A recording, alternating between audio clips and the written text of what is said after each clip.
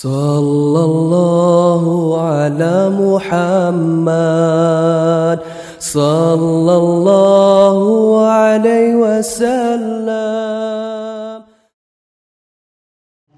Bismillah, alhamdulillah, wassalatu wassalamu ala Resulillah, amma ba'd. Assalamu alaikum wa rahmatullahi wa barakatuh. Gece yatan zamanlar ya da gündüz bize başlattığı cuğulan pasular olsun, ya da mesela baş açılan pedire olsun, ya da mesela kuruşka olsun, bu lüboyza arkadaşlar başı yapılmaklar. Nege yapılmaklar? Nege Rusi Peygamber Aleyhisselatü Vesselam hadisi var. Yılda vardır bir gün şu havada dünyaya yayılanıp vaba degen avru, bir yaman avru şu avru düşecek, boş stakan olsun, boş pedire olsun ya da mesela başta olmazsa başı yanılmamazsa şunun içine düşecekler orada.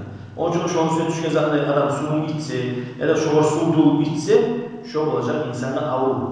Bir. İkincisi şeytan cin ayrına değişiyor boşluğun üstüne. Onun için bu Peygamber hadisi Aleyhisselatü Vesselam'da bu üstü yapmadan kapkaçımız yoksa kapkaçımız.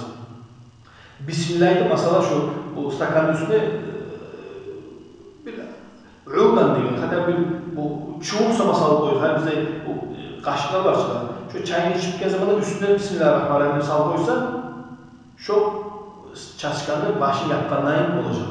Mesela bu hani grafikler var biz içeceğim. Başı açılıp kalan mesela olanı, başı açılmazlarını geçe koyulur. Erkekten şu başı açılan grafiğinden su içmeye yakıştı olur. Yarabay lezzet olur, yakıştı olur. Nege? Şolay zaten şeytan gibi, türlü avrular gibi, onun için şolay sonu çayı yangından alıp içmeye burası. Çok bir de mesela bu şkafın içine salsa da şu beyin kendini sanama. Şkafın içine. Ama stolla kalan pasuların üstüne şolay çipleri yapmaya tarih kardeşler. Eğer yapılmayı kaldırırsa erken cuvup çıkarsın açlığı çayını başa zaten. Şu şeytanların oynanan zararından, avrulardan insanlar sebep olmaya olacak daha sağlıklı.